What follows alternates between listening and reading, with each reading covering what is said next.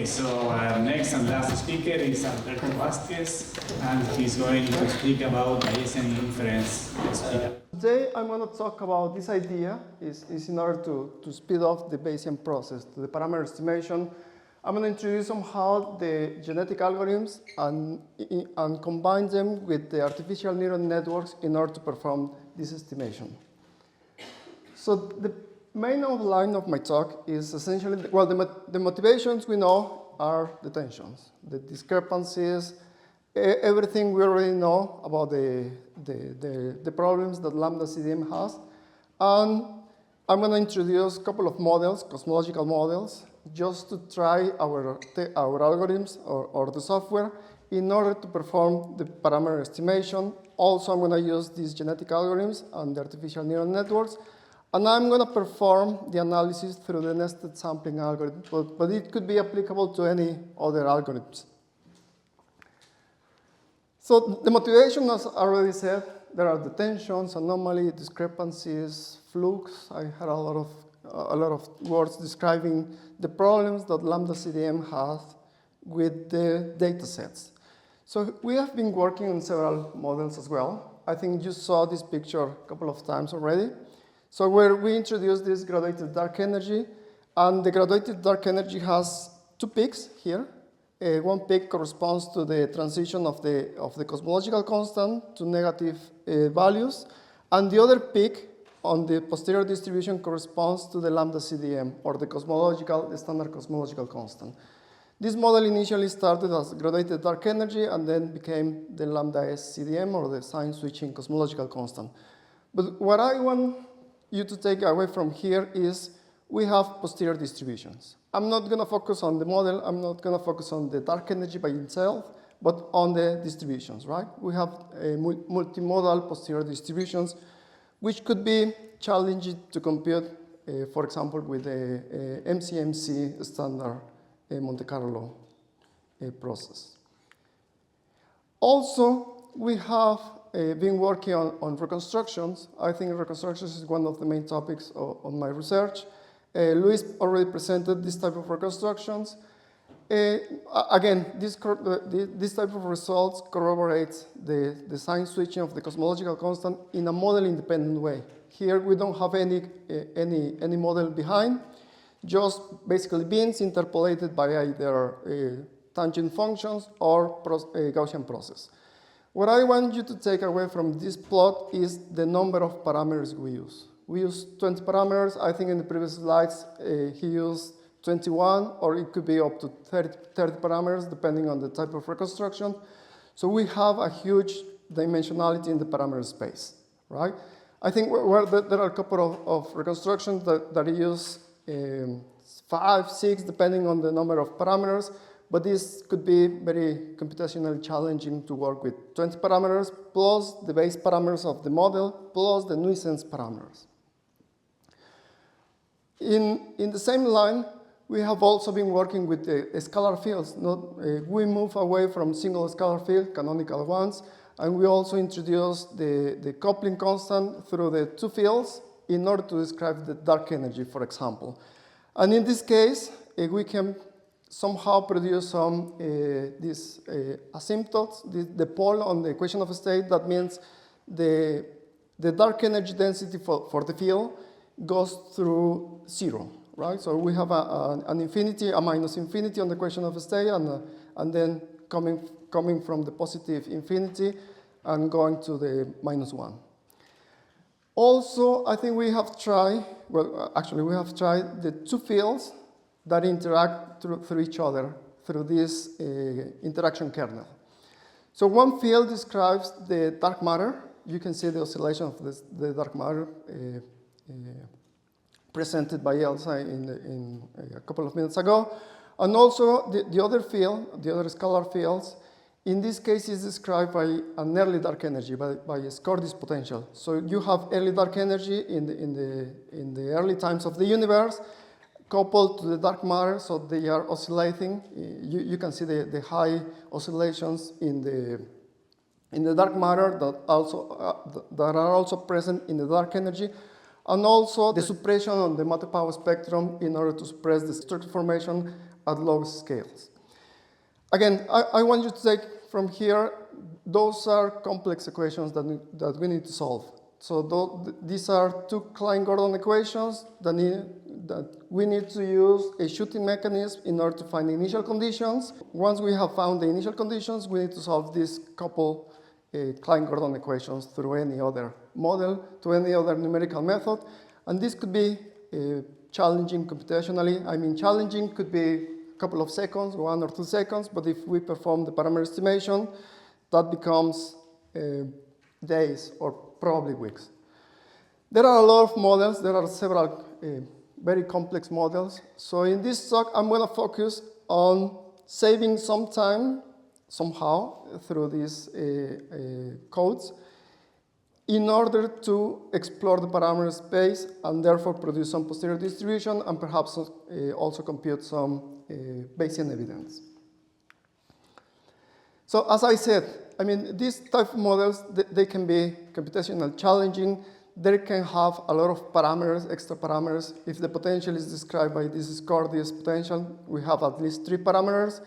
If the scalar field is described by this type of potential, we have maybe 1 or 2 parameters, an ultra-like scalar field. And if we have this kind of interactive kernel, we have another extra parameters. So the parameter space could become very large. So in this case, it will be something like 6 or 7, plus the base parameters, plus the initial conditions, phi dot, psi dot, phi and psi initial conditions for them. So it is somehow expensive to compute every step of the likelihood calculations for this set of parameters. Similar here, as already said, we have 20 parameters. But also, the posterior distributions could be somehow either multimodal or with strong correlations, as we have found in our previous papers. So if they have strong correlations, also it takes a little bit more time to explore all the parameter space, or this multimodal distribution, or could be even more complicated distributions. So these are sometimes very low to compute in a small cluster. I mean, we can get a bigger cluster and don't worry about the process, or we can somehow start designing some techniques in order to save some time. So that is one of the works we decided to work. This is mainly led by Isidro, and we started working on these techniques just a couple of years ago, perhaps 2 years, and they are probably on the testing process now. Let me first introduce these evolutionary algorithms. They are part of the genetic algorithms are part of the evolutionary algorithms. We have a set of individuals that each individual corresponds to a particular combination of cosmological parameters. The set of individuals conform the population. And the main idea is to go through this natural selection, the evolution, through several operations like the mutation, recombination, reproductions, and in order to find the best combination of parameters, the best candidate, the fastest, the biggest, the strongest. So these parameters, combinations, they are combined through this equation, through this process in order to find the best one. So the genetic algorithms are very good at finding optimal values, right? So the first thing we are going to do is to find the optimal value of the likelihood or the posterior in different cases. This is one typical example. Let's imagine this is our likelihood, a very complex likelihood. We have a lot of, each point represents one combination of parameters. So we have all the individuals that generate the population, and we have several generations here. So the generations are evolving, and they are moving to the maximum, in this case, the fitness function. In our case, it's going to be the likelihood function. Usually, they are very fast. They don't require any calculation of the derivatives. They just need some evaluation of the likelihood function.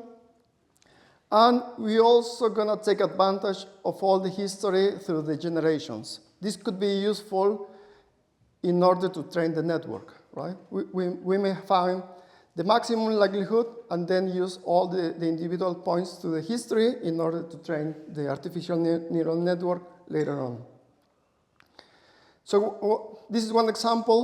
So in order, for example, to find the combination of the cosmological parameters that describe, for example, supernovae or any other data sets, these genetic algorithms are very fast, right? And they can also help in order to find multimodal posterior distributions. Like in this case, they are called the niches. So we have this Himmel-Bloch function. This GI found the 4 maxima in this case. So similarly to, for example, the graduated dark energy. There are a lot of algorithms. We can use these genetic algorithms, but also we can use, for example, the particle swarm optimizations.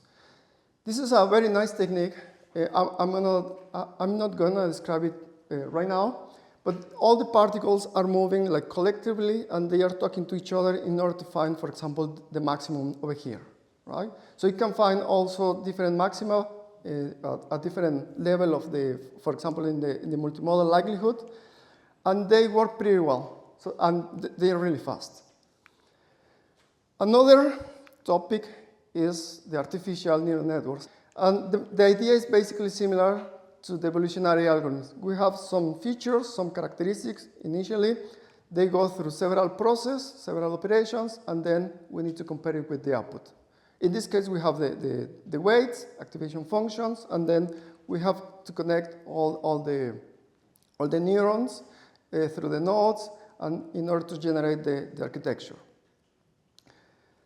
And I think this idea is basically not new. We use these artificial neural networks in order to generate, for example, more data. Here you can see the data sets for the cosmic chronometers along with the error bars.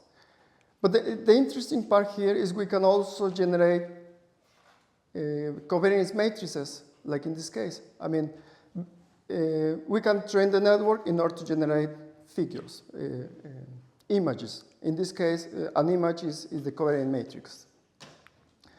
But also it could be applicable to basically any data set. So in this case is the rotational curves in order to decide which profile of the galaxies they are following. But in this case, the main idea for the neural networks is in order to train, for example, in order to compute the likelihood. They could be very useful if they are training not to solve differential equations. Instead of each step of the likelihood, we need to compute differential equations. We just train the network, and then we have some evaluations instead of the full calculation. So basically the idea, as I said, is probably nothing new, and this is going to be the process. The process, usually the nested sampling, taking advantage of the wheel stock. We have set of number of light points, and the network is going to be trained through these light points in order to continue the full process, right? And the full process is going to generate, of course, the posterior distribution. However, we found several problems or a couple of issues. The first one is how to build the network, how to build the architecture. And this is a big problem because usually you have, or you need to write a grid that corresponds to the set of nodes, layers, activation functions, batch size, learning rate, and you need to test basically every combination of them in order to get the architecture of the network. And the selection of these hyperparameters is very important because the network could generate either overfitted or underfitted. And this is a problem. I mean, we are moving from cosmology to finding architectures of the the artificial neural networks. Another problem that I think it could be a possible issue is usually the training part takes a lot of time. It takes basically about the same time that running the full process. So basically, you're not saving time if you want to just run one process. I mean, once you train the network, you can run as much as tests as you want. But just training the network, you need to generate the training points first of all. So generating the training points could be basically the same time as running the full process. And then training the network, though this could be another problem.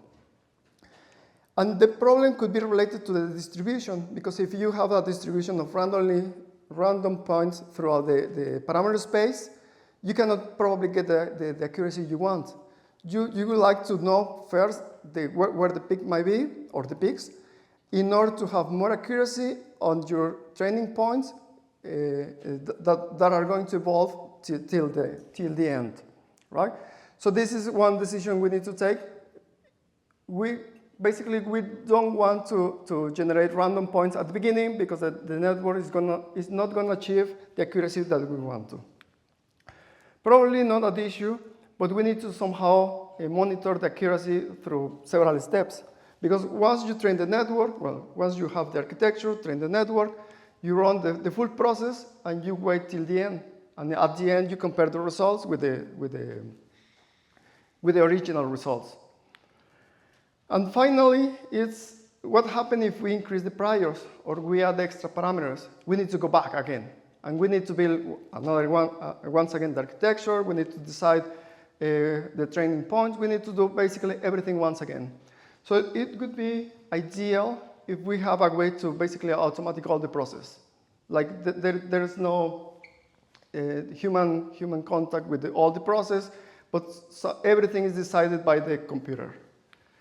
So the idea is the following. So we have a model with a set of parameters. We can use the genetic algorithm in order to generate the training points. So we run the genetic, we find the maximum. At the maximum, we have more points, so we have more accuracy for our training. And we use all the history of the generations for the training as well. Or we can just start the nested sampling, provide a couple of steps, and with all the steps and the life points already computed, use those steps in order to train the network. So this is basically the training points. In order to generate the architecture, we can use also the genetic algorithm. So the genetic algorithms, they are very good finding optimal values. So this is a combination of all the hyperparameters. Instead of testing all the possible combinations, we use the GA in order to find the best configurations. So in this case, we save basically half of the time. Instead of performing 64 evaluations for the grid, we only compute like 34 evaluations. And also the accuracy through the mean square error decreased by an order of magnitude. So we don't need basically to select the network, but the genetic algorithm is going to do for us. Then, once we have found the network, we just train it, and we basically delete the nested sampling and start with the network and perform some checkpoints. If the network reaches the accuracy or has some threshold, it can continue. Otherwise, it's going to ask the genetic algorithm to be constructed once again the network and train it once again and continue the process where it stopped at the beginning, right? So this process, I think, is very important because we can check at some points like if the network is reaching the accuracy. Otherwise, it could be trained once again and not start from the beginning. And then, well, the posterior distribution are produced. So basically, this is the algorithm. Well, the package is already here. The Nogada is for the genetic algorithm. And the results are the following. So we have some toy models. This is the egg box. And they look very similar. Of course, we compute the Bayesian evidence, and they are very similar. And the posterior distributions you can see from here, right?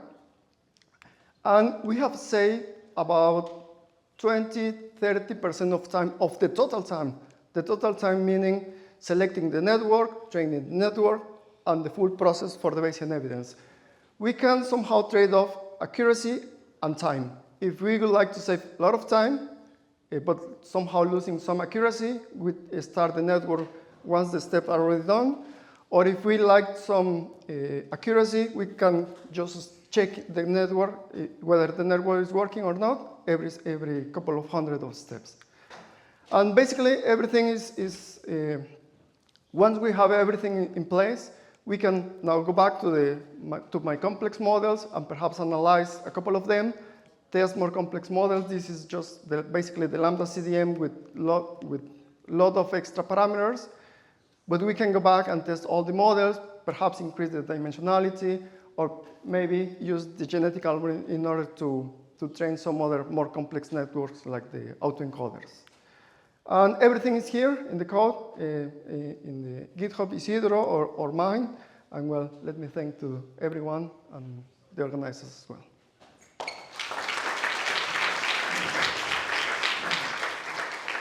Thank you, Alberto.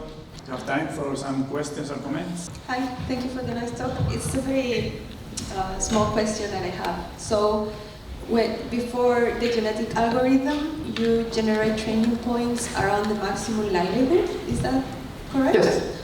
Okay, then when you say that for future work, test more complex models, you mean, for example, this bimodal posterior, where you don't want to start from one maximum likelihood because you also need to explore the other peak in the posterior, right? So the genetic algorithm can find, well, in that particular case, the two peaks.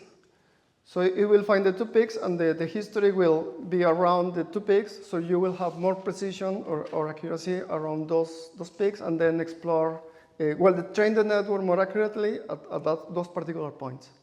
Okay, so it still can find the other peak. Exactly, yes, exactly. Thank Alberto again.